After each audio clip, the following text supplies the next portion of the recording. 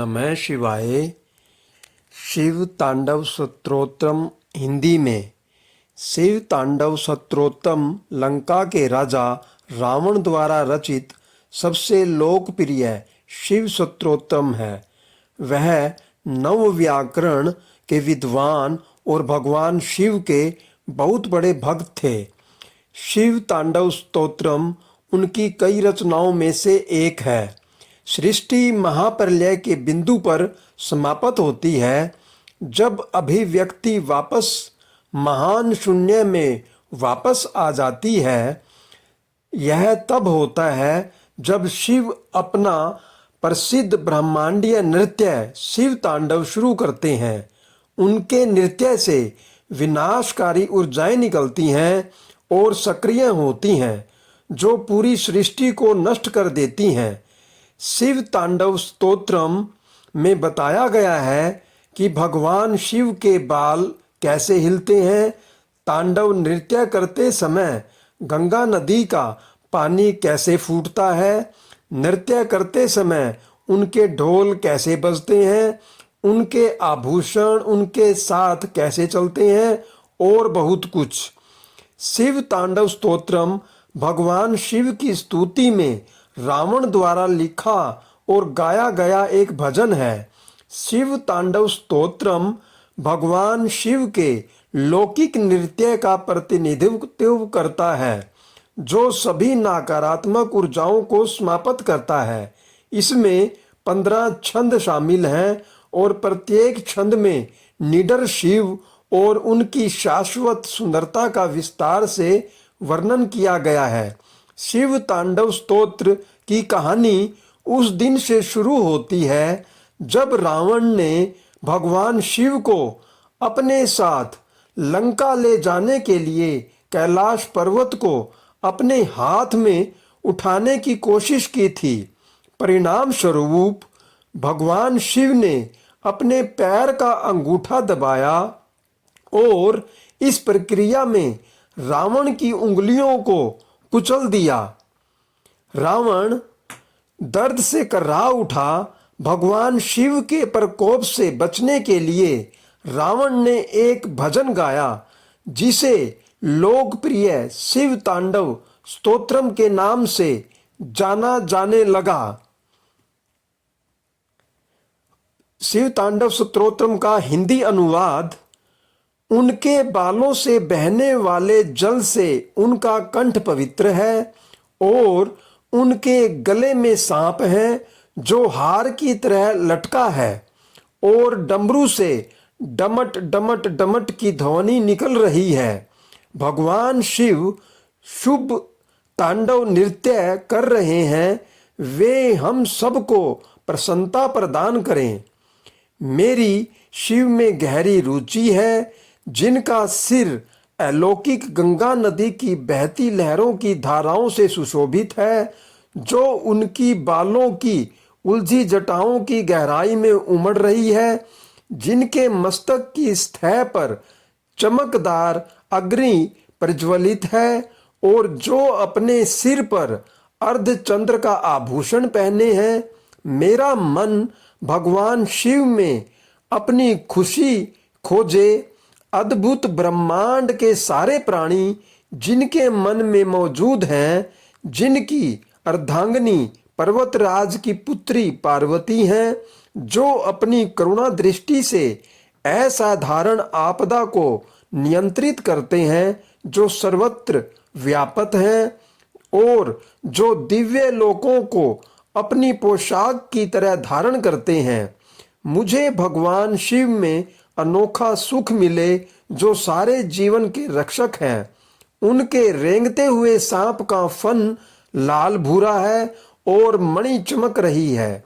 ये दिशाओं की देवियों के सुंदर चेहरों पर विभिन्न रंग बिखेरे रहा है, जो विशाल मदमस्त हाथी की खाल से बने जगमगाते दुशाले से ढका है। भगवान शिव हमें प्रसन्नता दें, जिनका मुकुट चंद्रमा है, जिनके बाल लाल नाग के हार से बंधे हैं, जिनका पायदान फूलों की धूल के बहने से गहरे रंग का हो गया है, जो इंद्र, विष्णु और अन्य देवताओं के सिर से गिरती है।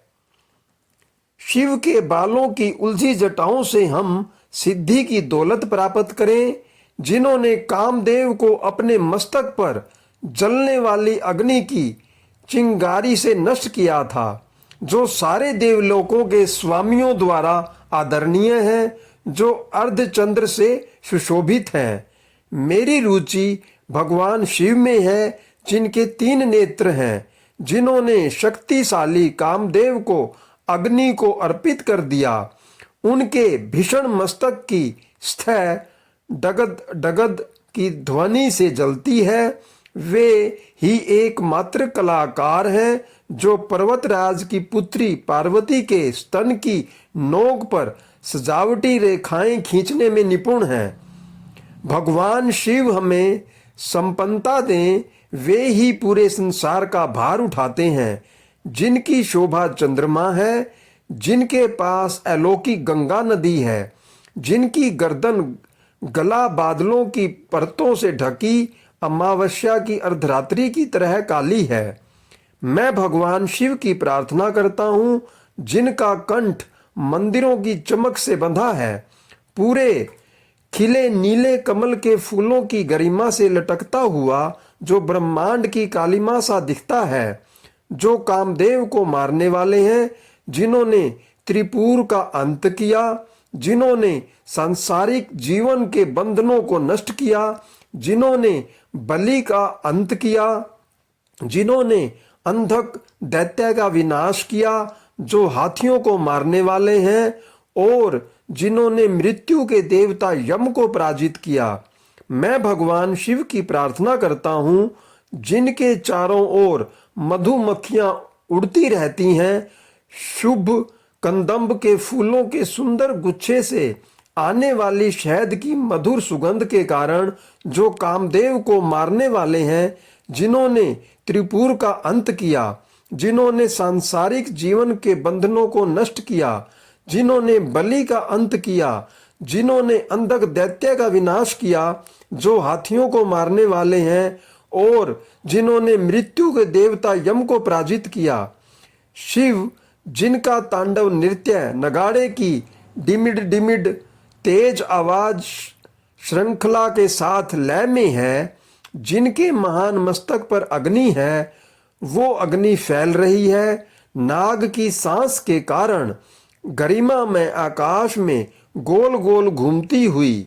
मैं भगवान सदाशिव की पूजा कब कर सकूंगा? शाश्वत शुभ देवता, जो रखते हैं सम्राटों और लोगों के प्रति संभाव दृष्टि, घास के तिनके और कमल के प्रति, मित्रों और शत्रुओं के प्रति, सर्वाधिक मूल्यवान रत्न और धूल के ढेर के प्रति, सांप और हार के प्रति, और विश्व में विभिन्न रूपों के प्रति मैं कब प्रसन्न हो सकता हूँ? अलौकिक नदी गंगा के निकट गुफा में रहते हुए, अपने हाथों को हर समय बांधकर अपने सिर पर रखे हुए, अपने दूषित विचारों को धोकर दूर करके शिव मंत्र को बोलते हुए, महान मस्तक और जीवंत नेत्रों वाले भगवान शिव को समर्पित। देवांगनाओं के सिर में गुथे पुष्पों की मालाओं से झड़ते सुगंध में पैराग में से मनोहर परम शोभा के धाम श्री शिवजी के अंगों की सुंदरताएं परमानंद युक्त हमारे मन की प्रसन्नता को सर्वदा बढ़ाती रहें।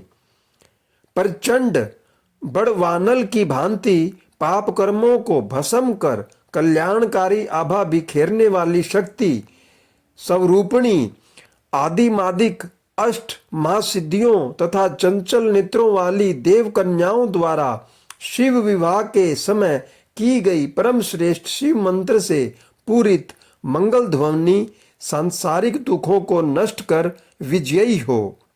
इस स्तोत्र को जो भी पढ़ता है, याद करता है और सुनाता है, वह सदैव के लिए पवित्र हो जाता है और महान गुरु शिव की भक्ति पाता है। इस भक्ति के लिए कोई दूसरा मार्ग या उपाय नहीं है।